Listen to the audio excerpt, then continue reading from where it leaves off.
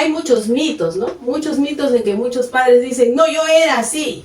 Yo me demoré en hablar, yo me demoré en caminar, por eso mi hijo es así. Eso no es cierto, ese es un mito.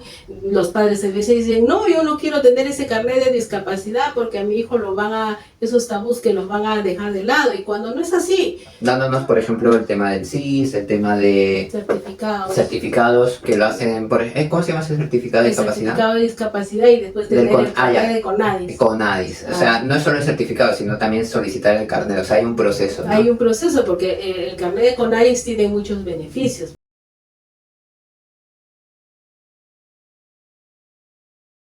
Hola chicos, hola chicas, ¿qué tal? Bienvenidos a nuestro podcast de psicología.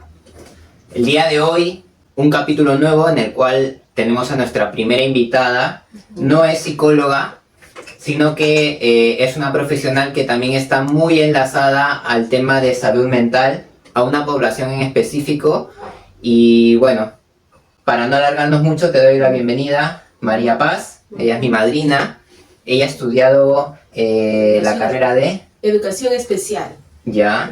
Soy licenciada en Educación Especial de la Universidad Femenina del Sagrado Corazón.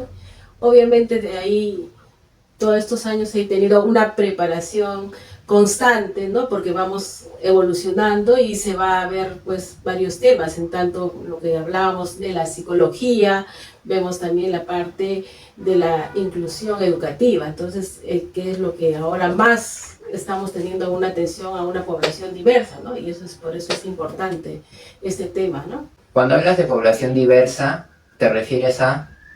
Bueno, una población diversa, estamos hablando de personas de diferentes culturas, religión. Dentro de ello está también las personas con discapacidad, ¿no? Así como también es de nivel social, diferentes, o sea, todos somos diversos. Ya no hablaríamos de una inclusión si es que nosotros aceptaríamos la diversidad. Claro. Pero, digamos, exactamente tú estudiaste en la UNIFE. ¿Esto en qué año fue?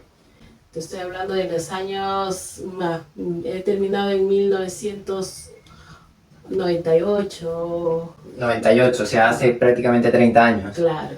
Y por esa época, ¿has visto un avance significativo a lo que actualmente se está trabajando?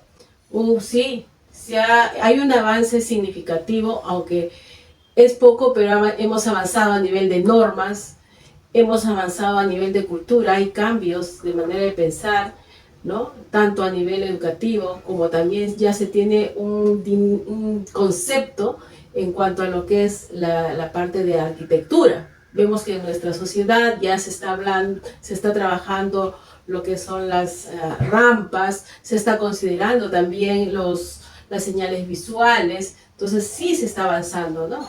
Claro, antiguamente creo que es una palabra mal interpretada que se llamaba minusválidos, ¿no? Ahora lo que se les llama son discapacitados.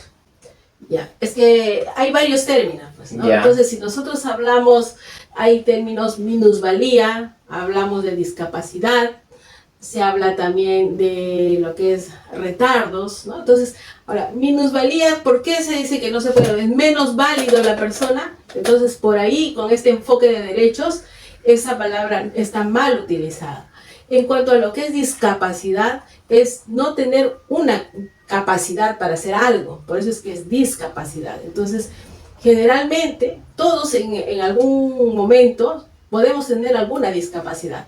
Claro. Entonces, es por eso que es mucho más manejable ese término, al margen de hacerle un cliché a la persona, porque en primera es persona, ¿no? Claro. Entonces, antes se utilizaba tal persona es síndrome de Down, y no decir tal persona es César Pérez, o sea, más priorizaba el diagnóstico que la persona misma, ¿no? Claro. Entonces, ahora no, tenemos que cambiar nuestro chip y se está cambiando de esa forma en el cual nosotros ya más nos enfocamos en la persona. Claro, ¿no? Lo que yo entendía antes es que había mucho prejuicio a nivel general aquí en Latinoamérica, en Perú, y bueno, creo que es algo ya natural de la persona a nivel mundial, pero más aquí en Perú creo que hay mucho prejuicio sobre estos aspectos porque hay una creencia del perfeccionismo, ¿no? La persona tiene que nacer sana, tiene que nacer perfecta, tiene que nacer, digamos, con todas las capacidades posibles, ¿no? Entonces, lamentablemente hay un gran porcentaje de personas en el Perú con grandes discapacidades, no solo intelectuales, sino también físicas, ¿no? Y eso a nivel global, ¿no? Pero ahora mismo se está viendo en Perú que hay bastantes personas con diagnósticos de discapacidades, ¿no? No solo desde un tema biológico que viene a ser el síndrome de Down, por ejemplo, sino otras discapacidades como retardo mental que pueden ser por muchos factores, ¿no? Del nacimiento, prenatal, perinatal, por alimentación, por falta de estímulo. ¿Qué podrías ver desde que empezaste la carrera hasta ahora? Cambios sustanciales, no solo en un tema de estudios, sino en un tema práctico. ¿A qué me refiero? Por ejemplo, antes, yo cuando estudié la carrera, no diferenciaba mucho el tema de estos síndromes, trastornos. Por ejemplo, ¿qué podrías opinar sobre eso? A ver, hay varias cositas. Hay varias cositas. A ver, para precisar, por ejemplo, ¿qué cambio vistes dentro de la universidad y luego cuando empezaste a trabajar vistes un cambio muy sustancial? O sea, entre teoría y aplicación. No, obvio, mira, cuando uno estudia educación primero, porque primero se estudia lo que es la parte del desarrollo del ser humano, ¿no? Toda la parte de forma, entre comillas, normalizada, cómo tiene que ser, para que nosotros podamos diferenciar en esa época cuál era la discapacidad o la minusvalía, todavía había. Entonces teníamos que saber bien en claro cómo era el desarrollo del niño, del joven, del adolescente y hasta del adulto, cómo tenía que desarrollarse por etapas, ¿no? Entonces, eso es primordial. Hasta ahorita tenemos que tener ese conocimiento, es teórico.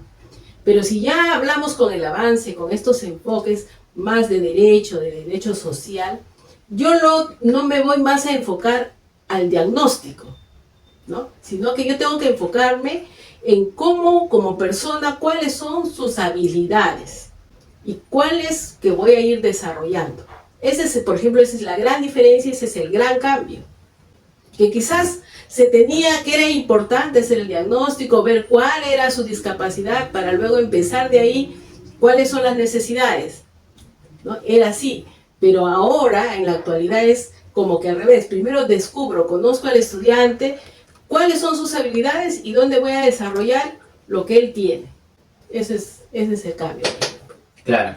¿Crees que actual mismo se han desarrollado nuevas teorías o nuevas formas de aplicación a lo que había antes? No son nuevas teorías, porque antes también hemos tenido corrientes, las corrientes psicoanalistas, las corrientes conductivo-conductual. Si bien es cierto, ellos han dado grandes aportes, porque no hay que desechar todos estos conceptos, ahora también se ha ido mejorando. No es que se ha ido cambiando, sino que el enfoque, por eso se habla de enfoque social de derechos, un enfoque más centrado en la persona. Claro. Entonces, eso es lo que son los cambios que hemos tenido, ¿no? Claro. Por ejemplo, cuando hablamos de derechos de una persona, ¿significa que antes tenía menos derechos? ¿O es que actualmente han habido regulaciones de parte del gobierno que han ayudado a que se le dé mejor calidad de vida o mejores ayudas a estas personas? Lo que pasa es que antes, si bien es cierto, siempre han existido los derechos. Los derechos siempre están. Lo que pasa es que no se ha respetado. Porque uno de los derechos primordiales es que la persona tiene derecho a una educación de calidad, con equidad. Sin embargo, ha pasado todos los años y siempre hacía una educación de forma normalizada, entre comillas, ¿no? Y no interesaba si tenía diferencias, si eran diversos, porque cada uno tiene su ritmo y estilo de aprendizaje. Sin embargo, la educación era tradicional, en el cual se daba para todos lo mismo. Entonces ahora no, ahora dicen sí, si queremos dar una educación de calidad, con equidad, o sea, igualdad para todos, con derechos, tengo que hacer una educación que responda a esa diversidad, a ese ritmo y estilo de aprendizaje del estudiante, de acuerdo a sus necesidades. Entonces, no necesidades especiales, como decimos, sino necesidades. Cada ser humano tiene una necesidad. Claro, esto por ejemplo se podría hacer un paralelismo con la pirámide de Maslow, ¿no? Con las necesidades básicas fisiológicas, la seguridad, ¿no? Claro. Pero ya desde un ámbito, digamos, porque tú estás enfocado más al tema de aprendizaje de educación especial. No, en general. Educación en general. Claro, porque si bien es cierto, la carrera de educación especial, mira, te estamos hablando de años atrás, de educación especial, decían, solamente para los chicos con discapacidad. Ya. ¿No? Pero si ahora vemos la carrera como educación especial, vemos que no, es que es una educación más basada a una diversidad. Es cierto, tenemos que tener la especialidad en el área de discapacidad intelectual, en los chicos con discapacidad auditiva, visual, porque es necesario también tener estrategias metodológicas específicas en ello. No está de más, pero la educación en general es para todos. Claro. ¿No? Entonces, eso también ha ido variando. Yo creo que la malla curricular en las universidades incluso ya se ha ido modificando, innovando, y por eso es que se habla ahora también un curso de lo que es la educación inclusiva. Claro. ¿No? Entonces, eso es lo que también va, mira cómo ha ido, va viendo, evolucionando todos esos cambios. Claro. Digamos que antiguamente, y esto yo sí, por experiencia propia, veía que antiguamente, hace 20 años a lo mejor, las familias muchas veces se avergonzaban de familiares o hijos que tenían algún retardo, algún síndrome, ¿no? Actualmente ya no veo eso, creo que había un cambio de mentalidad sobre que se exponga más a personas así, porque mismamente no van a estar encerrados y como en cuarentena, porque no es una enfermedad, es algo que es una condición y no hay que como que estar avergonzados porque no se puede cambiar y tampoco es como que vamos a encerrarlo, ¿no? Claro, es que lo que pasa, hablamos de que todo este tema es un proceso. Entonces las personas en este tiempo y ahora todavía siguen con mitos, ¿no? Y dentro de esos mitos, eso hay veces no aceptar las condiciones de nuestros hijos. No necesariamente hablemos de discapacidad. Es bien difícil a un padre aceptar algunas limitaciones que pueda tener un hijo. Siempre, como decías tú anteriormente, nos vamos a la perfección, a lo irreal, porque la realidad es que no hay ningún perfecto.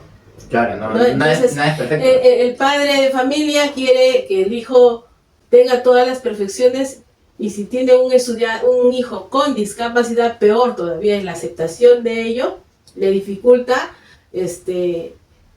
hacer que su hijo salga a la sociedad. Eso es lo que pasaba antiguamente, claro, ¿no? Porque había mitos y todavía la sociedad misma daba un rechazo. Claro. Entonces en los años 80 recién comienza a evolucionar la educación inclusiva.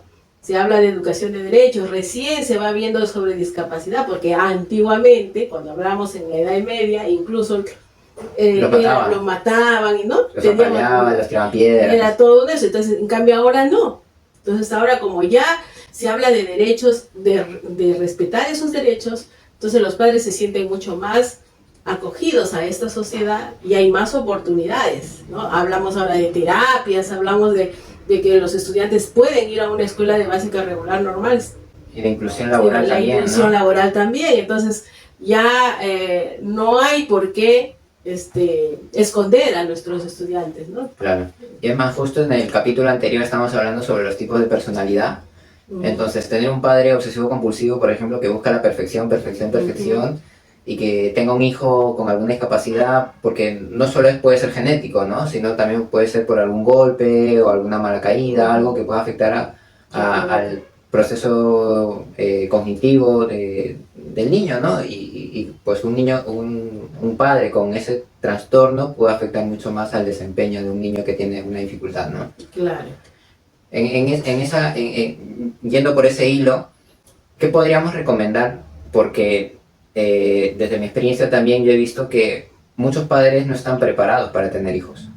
Yo creo que muchos padres son padres porque incluso hay una presión social por parte de familiares o de religiones incluso, ¿no?, de que tengan familia, tengan hijos, pero no están preparados.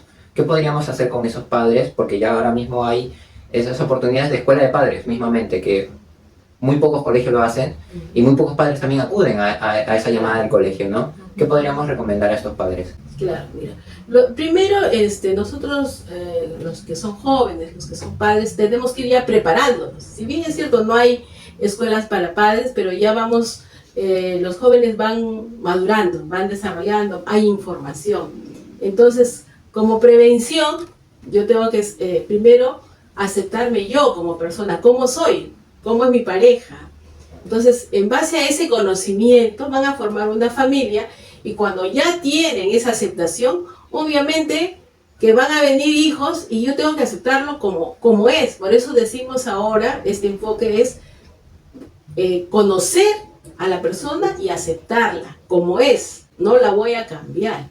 Y claro, lo que yo tengo que valorar es como persona sus habilidades que tiene y esas habilidades la voy a enriquecer más.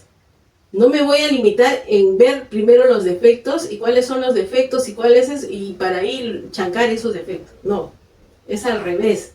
Entonces yo creo que los papás lo primero que tienen que hacer es ahora conocer a sus hijos bien, tener una comunicación adecuada y valorar las habilidades que tienen sus hijos. Entonces, claro, al margen de lo que pueda tener, de lo que es, primero buscar qué habilidades, qué positivo tiene su hijo, qué cualidades, a partir de ello aceptar a su hijo. Claro, porque si nos movemos a un tema de realidad, el 80% son peligros, el 80% son sucesos que pueden salir mal.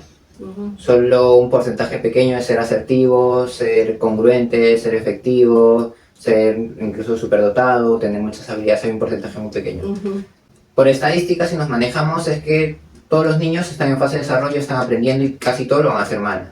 Si seguimos reforzando los defectos, vamos a causar baja autoestima para los niños. Si tienen una condición, mucho más. Entonces, es una gran recomendación que estás brindando. Y con todo ello, ¿crees que el gobierno podría hacer o tomar acciones para mejorar la educación? Porque creo que en Sudamérica hay esta crisis, o sea, ya se está viendo en países desarrollados también crisis de aprendizaje, ¿no? De enseñanza. Actualmente en el Perú hay bastante crisis de educación. Claro, lo que pasa, mírame, Juan, a nivel mundial hay como 1.500 millones de personas con discapacidad que no son atendidas. 1.500 millones. 1.500 millones de estudiantes que no son atendidos por condición de discapacidad. Imagínate que en América Latina es el mayor porcentaje.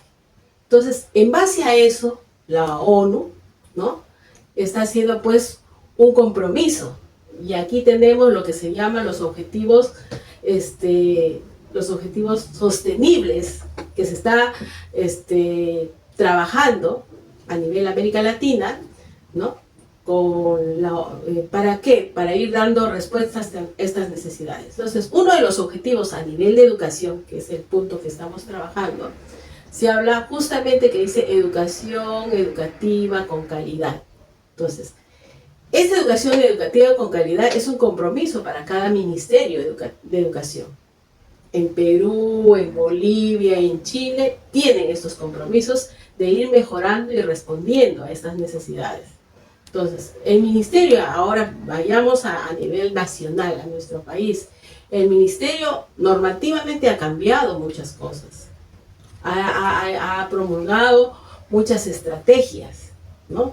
Y a nivel local, a nivel regional también se está dando propuestas para responder a estos compromisos que es al 2030. Entonces, lo que sí hay presupuestos, pero son presupuestos limitados en la parte de preparación para los profesionales, en lo que es presupuestos para la parte de materiales y recursos. Somos países subdesarrollados, tampoco podemos ser irreales. Esa es la realidad. Hay la intención, se está mejorando poco a poco, hay cambios de organización, se habla de lo que antes era USANES, se habla de SAES externos, SAES internos, pero todavía faltan recursos, todavía nos faltan recursos económicos para preparar a estos profesionales, nos faltan recursos para la parte de infraestructura, nos faltan recursos para las didácticas, ¿no? Pero estamos en ese camino. Cuando hablas de recursos, ¿te refieres a recursos del gobierno? Claro, los recursos económicos, que se tiene que dar una partida porque es insuficiente, claro. Pero ya eso depende pues de cada región, porque esto no solamente es a nivel nacional, cada región tiene su partida. Y luego cada distrito y cada... Claro, ¿no? ¿no? Entonces, En este aspecto, ¿cuál es la problemática mayor? ¿La corrupción? ¿La falta de pagos de impuestos por los contribuyentes, o sea, por todas las personas? ¿Cuál crees que puede ser la condición de que no haya recursos necesarios? bueno, es que esos son varios factores, no nos podríamos centrar en uno. Claro. Mira, tenemos varios factores. Ahorita la coyuntura que estamos viviendo es la parte de la seguridad ciudadana. Entonces el gobierno se supone que tiene que hacer recursos para tener también esa forma de responder. Tenemos problemas climáticos, tenemos problemas en cuanto a la parte de la economía también, ¿no? Cómo está, se está manejando nuestro... O sea, son varios sectores del país, de la parte económica, la parte educativa, la parte hospitalaria, también de salud, que no ayuda, pues. No ayuda a que pueda mejorarse, porque acordémonos que la educación no solamente es aislado, Claro. también se enlaza la parte de salud, Claro. la parte económica, ¿no? Entonces el empleo, si los padres no tienen un buen empleo o algo para darle buenos recursos de alimentación a ese estudiante, pues no Claro. puede avanzar, ¿no? Claro, porque si no hay buena alimentación también pueden caer muchas funciones cerebrales. Claro, claro. Bueno, yo soy muy matemático. Creo que en promedio en un colegio, digamos más pequeñito, ¿cuántos estudiantes puede haber? ¿100, 80? No, por aula, No, en colegio. En un colegio chiquito, pequeño. ya, si 80, 100. no. En un Más o inicial, es más, en un inicial, con 5 salones de 25, podemos tener pues 150, 125 estudiantes. Ya. De 5 salones, siendo la directora profesora, que también Claro. ahí es un poquito complicado. 150 Ujú. por estudiante. Estudiantes. Ya, 150 estudiantes en Ya. una institución. 150. Que pongan 5 soles cada uno, son 750 soles. Ya. ¿Eso no aplica para poder contratar un psicólogo por una reunión de 5 soles?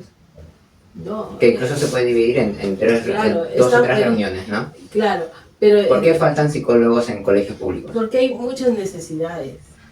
En un colegio pequeño, no solamente pues hay un presupuesto de auxiliares, por ejemplo.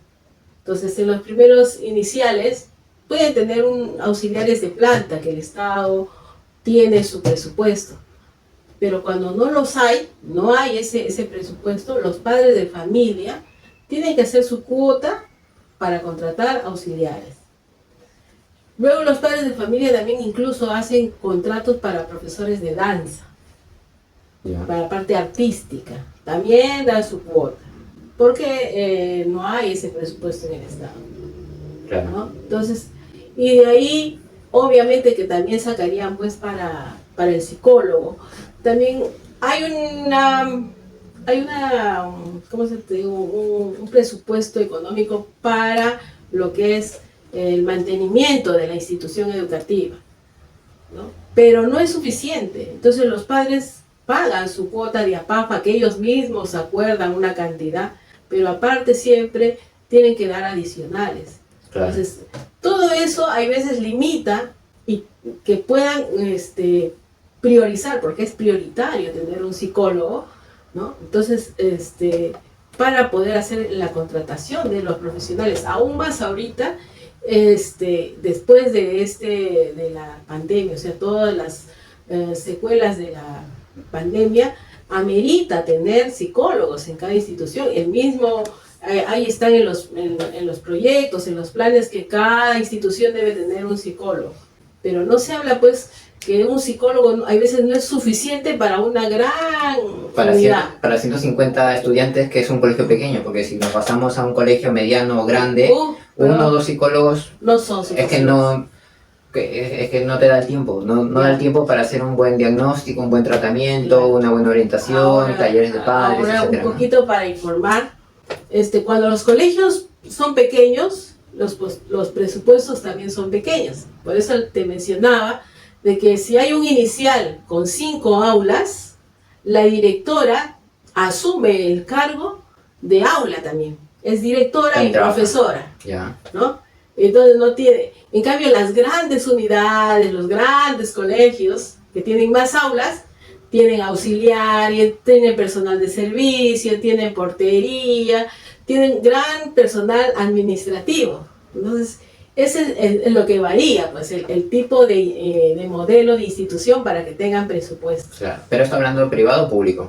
Todo lo que es público. Ahora, lo de privado, eso ya es, por ser privado, cada institución maneja pues sus recursos, ¿no? Claro. Y cómo el servicio quiera dar a su población que se beneficie. Claro. ¿No? Pero eso ya depende del dueño, o sea, del director o del promotor. Del promotor, sobre todo, ¿no? Por ejemplo, yo tengo un tema porque socialmente, no sé por qué, aquí en Perú hay mucho tabú sobre el dinero.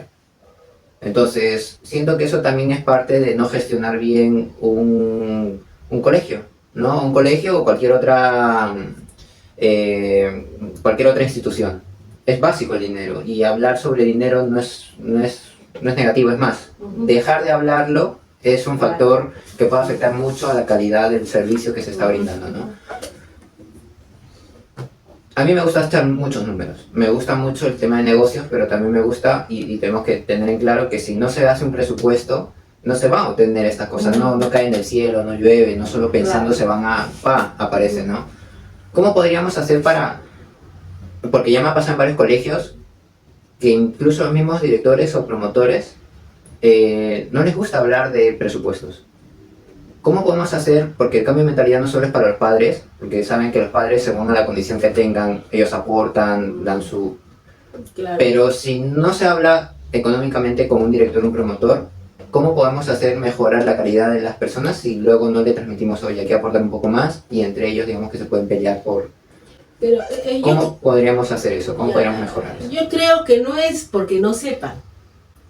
Sinceramente, no creo que no sepan, porque cada promotor o cada director tienen gestión administrativa, tienen administración en sus estudios. O sea, el que gestiona una institución educativa privada, digamos ahí, es porque es un administrador, es una empresa prácticamente. Se supone que es una empresa sin fines de lucro. Obviamente tienen que saber un presupuesto, manejan. Ahora, que no lo gestionen bien, es por ellos, ¿no? Pero generalmente vayamos a que... yo pienso que no es por desconocimiento. Hay veces es porque no quieren hacer lo que tiene que ser lo adecuado. Claro. No se ve mucho la parte, ¿cómo podría decirte? Quieren más dejar de que sea fines de lucro y lucrarse y no dar la atención que se merece, ¿no? Claro. Una educación sobre todo. Ahora, en el Estado, todo director tiene sus estudios administrativos, ¿no? Pero en cuanto a la parte económica, eso sí se maneja, esos recursos, ellos tienen detallado en qué se va a gastar. O sea, ya hay un plan de trabajo. Entonces, en ese sentido, ahora en la actualidad, los directivos más no son administrativos económicos, sino están más como un líder pedagógico para administrar el aprendizaje del estudiante. Entonces, ahí sí difiere mucho de la parte de instituciones particulares. Claro. ¿Qué podemos hacer, por ejemplo? Porque creo que por ley es que la educación no debe ser, no sé si es como remunerada, o sea, tiene que ser sin fines de lucro. Hubo una frase que yo escuché como que la educación no se compra, ¿no? Entonces yo me pregunto, cuando los profesionales quieren hacer una empresa con todos los materiales, todos los servicios, hacer una buena educación de verdad, se necesita dinero para poder obtener instalaciones, obtener a los mejores profesionales, obtener los materiales. ¿Qué podemos hacer entonces cuando tenemos una alta cantidad de pobreza que no aporta al gobierno y el gobierno no puede suplir todas estas necesidades? ¿Cómo podemos? Porque el mismo gobierno también hace su presupuesto para educación, para seguridad, para ¿Cómo podemos hacer o cómo podemos mejorar no solo el tema de materiales, porque esto, detrás está el factor económico. ¿Qué podríamos hacer en ese aspecto? ¿Hay alguna respuesta, una respuesta? Yo creo que todas las cosas, si vemos que son problemáticas, en el cual voy a poder dar soluciones, voy a poder gestionar, está desde mi punto de partida de mi trabajo, de mis funciones, que lo voy a poder hacer, lo hago bien.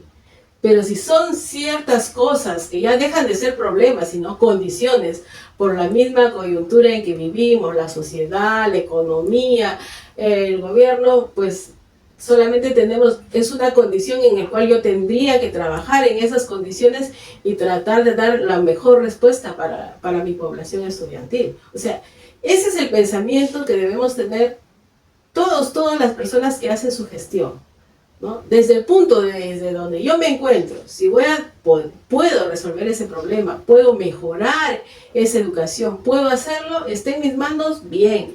Pero si yo veo que es una condición, se escapa ya de mí, hago lo mejor posible, pero tampoco no podemos cambiar, claro, ¿no? No vas a cambiar. Pero sí es bueno diferenciarlo. Eso sí, yo recomendaría a todas las personas diferenciar. ¿Es una condición o es un problema?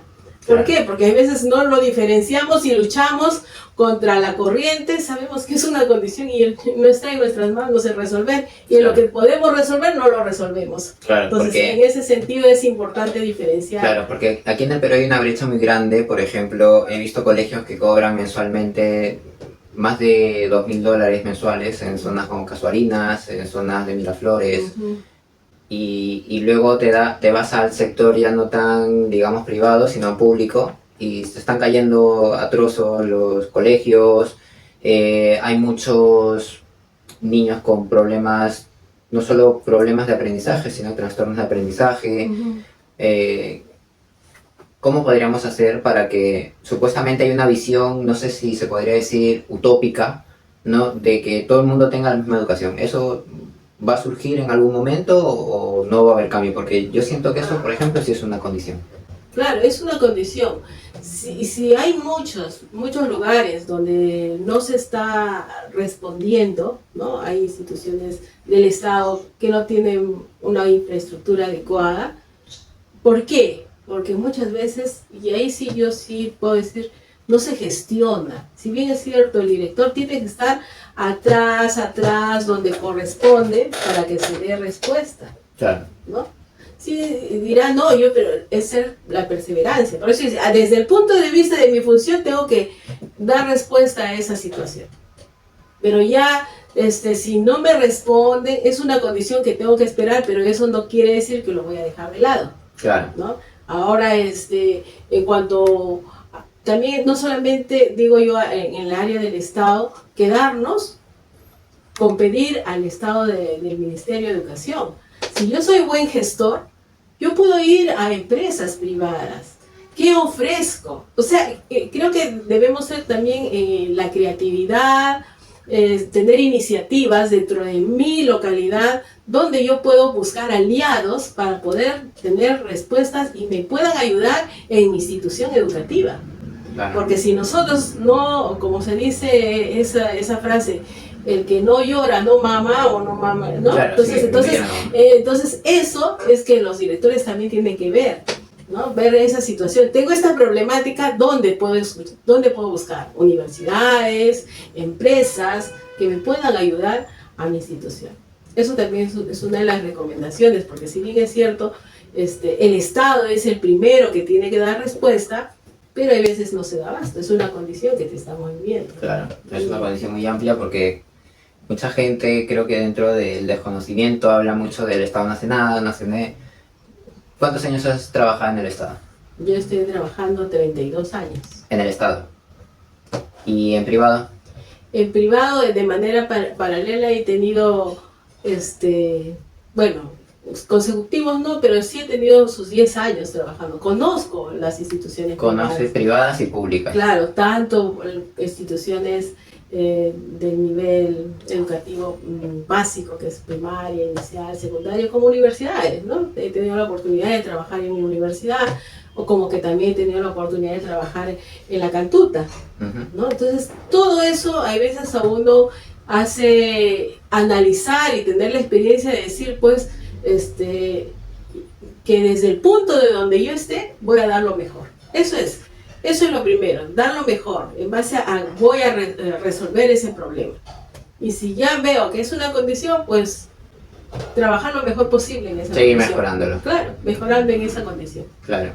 A mí algo que me impresionó y que no lo tenía muy en coherencia era el grado de niveles que se llega para un tema de educación, ¿no?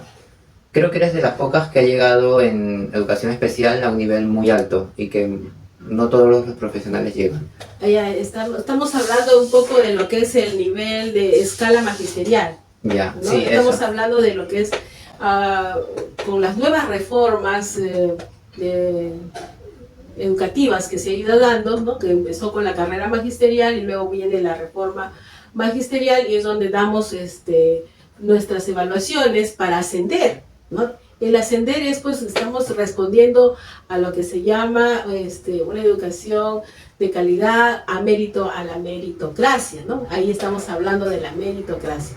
Entonces, ahí vienen los niveles y sabemos que en esta reforma magisterial tenemos, pues, desde que se ingresa al Estado en la parte educativa, empezamos en el primer nivel, desde que dan los profesionales se nombran, entran al primer nivel y pasan todo un proceso de evaluación y luego se va, cada 2 años se sigue evaluando, ¿no? Y en bueno, he tenido la oportunidad de ser evaluada y ahorita estoy en el nivel 6, ¿no? Que ya me falta ascender al 7º y al 8º, que sería el último. El último, ¿no? Claro, entonces, bueno, más que nada es, yo creo que la experiencia y la vehemencia en el trabajo hace que uno, pues, esté a veces en este nivel. Ahora ya, últimamente, muchos de mis colegas también están ascendiendo y siguen preparándose. ¿Por qué? Porque vemos que la educación, pues, como antes no era que simplemente el que estudia es, pues, para educación, sino que la educación es también una profesión, una carrera de gran avance, de gran investigaciones para poder dar respuesta a personas, pues, ¿no? Claro. Porque el ser humano está en pleno desarrollo, no es que se quede ahí, ¿no? Claro, de hecho, biológicamente se desarrolla, pero intelectualmente debe haber un trabajo detrás para que siga evolucionando. Claro, porque si vemos un niño de 2 años o de que ha nacido el año pasado a un niño que nace este año es diferente. Claro. ¿No? Si uno pregunta a las mamás, pero así no eran antes los niños, o de 5 años nomás tú le dices a la mamá, uy, el que ha nacido es... Ya sabe hacer programas de ya, software, claro, ya saben toda la tecnología. Entonces, si nosotros como profesionales nos quedamos ahí, claro, los niños, pues, nos van a ganar. Entonces tenemos que ver con esa mirada de que tenemos que ir siguiendo preparándonos, investigando, sobre todo la investigación es muy importante. Y sobre todo creo que aparte de la investigación también la contrastación de información, ¿no? Así es. Lo que antes era una problemática, la desinformación, porque no teníamos celulares, no teníamos cómo llegar. Mucha gente también por un tema de pereza no iba a bibliotecas, ¿no? O no tenía la capacidad de hacer estudios superiores. Ahora es todo lo contrario, es una problemática positiva, se podría decir, que ya hay sobreinformación, pero hay que también filtrar información, cuál es la científica, cuál es la que realmente lo hizo un profesional y no una persona que solo habla por hablar, ¿no? Entonces, eso creo que lo ha cambiado mucho el internet. Sí. ¿No? Eso a partir de qué año más o menos, porque aquí estábamos un poco más retrasados, creo. A mí en Europa, yo cuando estaba ahí ya había internet, ya había teléfonos con internet, aquí no sé a qué año, ahora ya... En los años 90, creo que es. 90 ya había teléfonos con internet. No, teléfonos no, No, o sea, smartphones, así, teléfonos. Smartphones, la verdad es que... Para el 2015, 2010, así. Sí, más o menos, ya al inicio de 2015, 2010 ya teníamos esos teléfonos. Claro, bueno, y eso ha ayudado mucho, creo que es que así, internet inició con eso, en las guerras frías, en la guerra... en la Segunda Guerra Mundial también el tema de la información era importante, ¿no? Y como no había tanta información, era precisa la información porque iba de gente muy inteligente a gente más inteligente para crear todo ese englomerado de proyectos y de actividades que tenían, ¿no? Ahora se ha diversificado tanto que hay sobreinformación y todo el mundo, pues, muchas veces se utiliza mal, pero cuando se tiene una buena información, yo creo que eso ayuda también a abrir horizontes cognitivos, no solo pensar que a mí me sucede y vemos más allá de una realidad que antes a lo mejor veíamos solo en mi barrio, en mi cuadra, en mi distrito, ¿no? Claro. Sí, la información está dada y nos ayuda a crecer. Claro, y esa información, si se transforma en educación, también cambia muchos estilos de vidas, tiramos barreras sociales. ¿Cómo podríamos hacer para una persona que, por ejemplo, no tiene las capacidades económicas para hacer o ayudas sociales para estudiar una carrera o tener más información? Yo, por ejemplo, siempre recomiendo que se metan a las universidades y vean en los repositorios y lean ahí, busquen en internet, ¿no? Otro aspecto que ahora, por ejemplo, la visión que nosotros tenemos es dar información de psicología en base a videos, porque creo que hay mucha gente que puede tener dislexia, puede tener un nivel muy bajo de comprensión lectora. Entonces un video es más amable para ellos poder escuchar y leerlos y así también se van informando. Claro, sí, y es muy bueno esa información que tú vienes brindando porque ayuda a que de una manera sencilla va informándose y aprendiendo, ¿no? Sobre todo para los jóvenes, los padres de familia que no tienen a veces acceso a qué sé yo, a mayor información o a manejar, a saber diferenciar esta información es buena o mala, claro, ¿no? Entonces ayuda a que de una manera ágil aprenda, ¿no? Y lo que se quiere es así, de una manera lo más sencillo y funcional para ellos tener esta información, ¿no? Llegando al momento de algo funcional. Al haber muchos, creo, esto es tu área, al haber muchas personas con discapacidades, ¿a dónde se recomendaría que vayan a hacer un diagnóstico? Porque muchas veces van a un médico de cabecera y muchas veces no tienen ni idea de lo que puede surgir con este niño. Sí pueden tener alguna idea de síndrome de Down, ¿no? Características muy pequeñas, no son especialistas. Por ejemplo, tú has trabajado muchos años en el CB. ¿Qué nos podrías decir, por ejemplo, alguien que tenga un niño con alguna condición, sea autismo, TDAH, retardo? Mira, hay casos, generalmente a nivel nacional, los padres que trabajan tienen su seguro social. Ya. Y hay padres que no tienen posibilidades que trabajen en un estado o algo, tienen el SIS, ese seguro integral.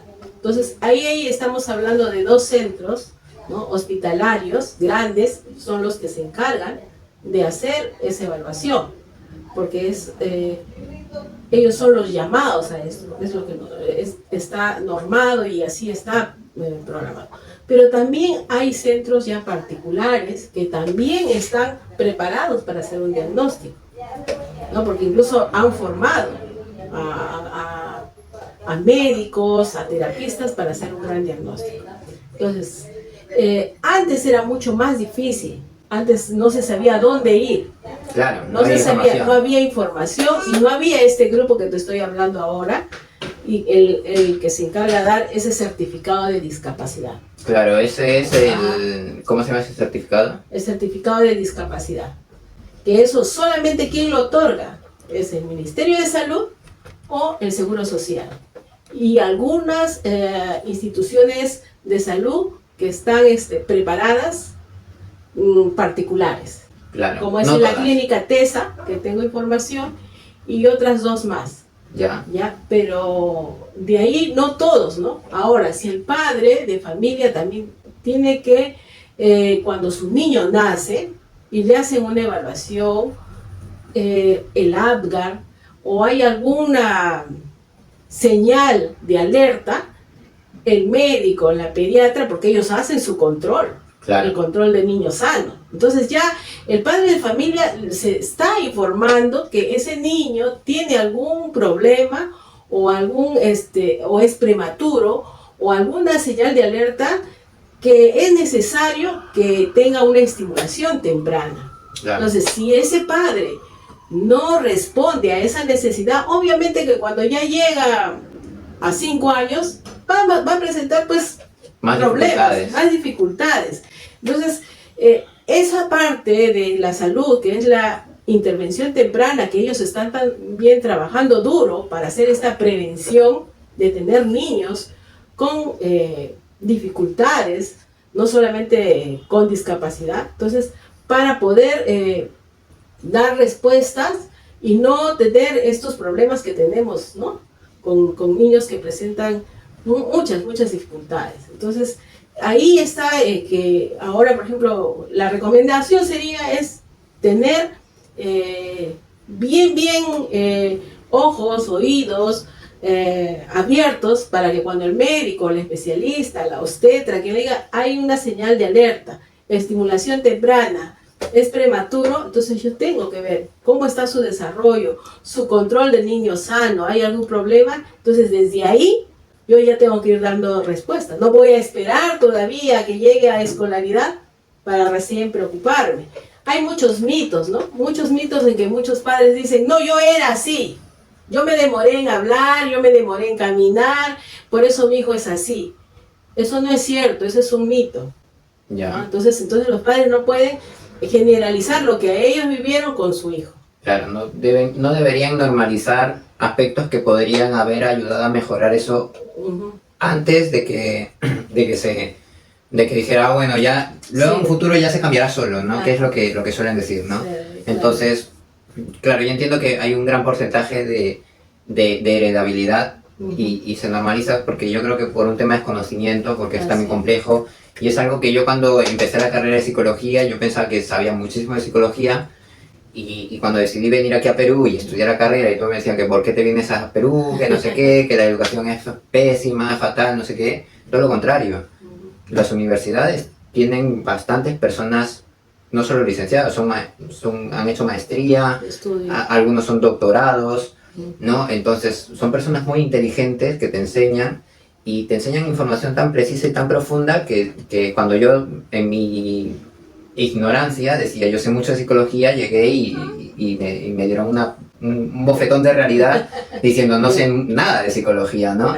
Y bueno, a nivel, digamos, social, a nivel de capacidades sociales, una persona que no haya estudiado una especialización, una carrera, sucede eso, ¿no? Que tenemos un sesgo de sí, lo sabemos todo a veces o no le damos tanta importancia y van surgiendo las problemáticas, se van multiplicando, ¿no? Para ir finalizando, ¿qué te llevó a estudiar educación especial? ¿Qué hubo en el momento que tú dijiste, ¿por qué no estudio Derecho? ¿Por qué no estudio Medicina? ¿Por qué no estudio carreras que normalmente todo el mundo elige? ¿No? Porque cuando hiciste la maestría me acuerdo que tu jurado te dijo tienes que tener una gran vocación para trabajar de esto y seguir haciendo esto, ¿no? Y la verdad que es así, porque no es, digamos, un trabajo muy de que tengas una perspectiva de ganar mucho dinero, porque muchas veces el público objetivo no lo tiene, pero hay una gran vocación de servicio y has seguido progresando. ¿Qué es lo que te llevó a estudiar? Mira, desde muy temprana edad mi papi fue enfermero, entonces yo estaba en el hospital, entonces yo veía niños, para mí enfermos, ¿no? O sea, veía niños con muchas discapacidades, niños enfermos, y mi preocupación era, ¿dónde van esos niños a estudiar? Entonces yo iba creciendo y seguía pensando, ¿dónde están? Porque en mi colegio no veía niños con discapacidad. Iba a mi pueblo y veía chicos con discapacidad física o chicos ahora puedo decir chicos con discapacidad intelectual. En ese tiempo les decían, incluso me acuerdo, ese niño es un idiota, así hablaban, ¿no?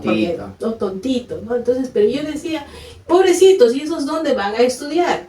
Claro. Y así crecí hasta que cuando terminé la secundaria le digo a mi hermano, todos decían, vas a estudiar enfermería, y mi hermano, yo le digo, no, a mí no me gusta, no me gusta en la parte de salud, enfermera, ni médica, nada de eso.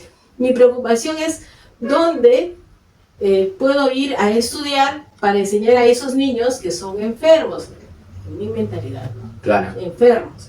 Entonces, llega una tarde mi hermano y me dice, ya sé, me dice, eso se llama educación especial y hay en la UNIFE y en la Cantuta. Y es donde yo ahí dije, me voy a estudiar, ¿no? Porque en primera decía psicología, O sea, todos decían psicología, no había otra. Y no siempre se cataloga como para loquitos, para enfermos. Claro, ¿no? Entonces, y de ahí eso a mí sí me nació mi vocación desde que vi a los niños que estaban en el hospital. Tuve la oportunidad de ver a esos niños y mi curiosidad era cómo iban a ir a un colegio, ¿no? Claro. Y estuviste trabajando varios años en el CB de La Molina. Sí, o sea, yo empecé a trabajar en Pucallpa. Ya. En un colegio especial, fue mi primer colegio con niños especiales. Ahí trabajé 2 años y luego trabajé en Vitarte, un colegio especial de Vitarte, y luego en La Molina, ¿no? Hasta la actualidad. Entonces son 35, 32 años que vengo trabajando. Y también he trabajado en un colegio particular, especial. He trabajado en un colegio de inicial, de primaria particular. O sea, entre comillas, pues es la básica regular, ¿no? Claro. Pero dentro de ellos eran aulas donde tenían chicos con condiciones. Por eso es que me daban esas aulas. Claro. ¿No? ¿Qué recomendarías a los estudiantes o a los jóvenes que están en secundaria que quieran seguir, digamos, una carrera como la tuya o similar a la tuya? Lo que yo recomendaría es a cada joven que estudies una carrera que sienta que le gusta, que le agrade, ¿no? Y que tenga esa habilidad para hacerlo. Porque no vean tanto si bien es cierto lo remunerativo te realiza, pero más bonito es hacer lo que te agrada y que te paguen, ¿no? Claro. Te sientes mejor, hacer cosas que tú puedes y que te agrada. Entonces, para ello también saber que tienes esa condición de perseverancia, de tolerancia, porque si quieres seguir educación especial o estar con nuestros niños en condiciones, hay que tener mucha paciencia y perseverancia, porque no basta el día de hoy, le puedes enseñar al día siguiente, tienes que volver a enseñar lo mismo y enseñar lo mismo hasta lograrlo, ¿no? Entonces es una de las cualidades que hay que tener para lo que es la educación especial. Y yo creo que para todo, ¿eh? Sí, para todo. toda carrera siempre hay que ser perseverante, ser paciente y amar lo que haces. Cuando tú amas lo que haces, te sientes feliz. Claro, te sientes Realizado. diciendo, estoy haciendo lo que me gusta. Esto lo dijo Einstein, dijo, si haces lo que te gusta, si trabajas de lo que te gusta, no trabajarás ni un día. Así es. ¿No? Entonces harás lo que te gusta y a cambio de ello vas a ir remunerándote, ¿no? Uh-huh. Y de ahí se pueden abrir modelos de negocio, brindando mejores servicios, mejores materiales, mejores infraestructuras, ¿no? Uh-huh. No solo quedarnos con un tema de empleados, porque muchas veces muchas personas que sacan un título de universitario piensan solo en ser empleados, no en fundar una empresa, ¿no? Entonces, las empresas siempre se satanizan, ¿no? Uh-huh. Pero son muchas veces el pilar que también da muchos impuestos al gobierno para que puedan ayudar a los menos desfavorecidos. No todos, o sea, siempre va a haber buenos empresarios, malos empresarios, buenos profesionales, malos profesionales. Uh-huh. Pero yo creo que hay que dejar de estigmatizar muchas cosas y tanto con el tema de tabú también, ¿no? Hay que hablar más de estos temas, hay que enfatizar y sobre todo dar información de calidad, dándonos, por ejemplo, el tema del CIS, el tema de certificados que lo hacen, ¿cómo se llama ese certificado de discapacidad? Certificado de discapacidad y después tener el carnet de CONADIS. CONADIS, o sea, no es solo el certificado, sino también solicitar el carnet, o sea, hay un proceso, ¿no? Hay un proceso porque el carnet de CONADIS tiene muchos beneficios, por ejemplo, entonces hay mucha desinformación, los padres a veces dicen, no, yo no quiero tener ese carnet de discapacidad porque a mi hijo esos tabús que los van a dejar de lado, y cuando no es así, hay muchos beneficios, ¿no? Entonces necesitamos dar mayor información, cómo sacar ese certificado, para qué nos sirve un carnet de CONADIS, qué beneficios tenemos. Entonces eso es importante. Genial. Uh-huh. Bueno, te agradezco mucho por esta entrevista. Me gustaría seguir hablando. Sí, sí. Y bueno, creo que otro día ya te invitaremos a otra entrevista Uh-huh. más. Sí, está bien. No, yo creo que sí, porque el tema es bien amplio. Pero creo que ya hemos informado al menos algo, ¿no? Lo básico. Lo básico, y que para ingresar y que si hay algunas preguntas, algunas consultas, ya se puede. Claro. ¿Se pueden contactar contigo en caso quieran alguna orientación, recomendación, evaluación? Sí, por supuesto. Ya. Voy a dejar su número de teléfono por aquí por la pantallita o el correo electrónico, no sé, algo para que se contacte contigo o que se contacte directamente conmigo y yo les paso el contacto de ella. Y cualquier duda, cualquier consulta, también pueden dejar los comentarios y por ahí después les podemos responder. Así que muchísimas gracias, chicos, muchísimas gracias, María Paz. Gracias. Y nos vemos el próximo capítulo, chicos. Ya saben, si tienen que compartir, denle like, compartan y para llegar a más gente. Muchísimas gracias, chao, chao. Chao, chao.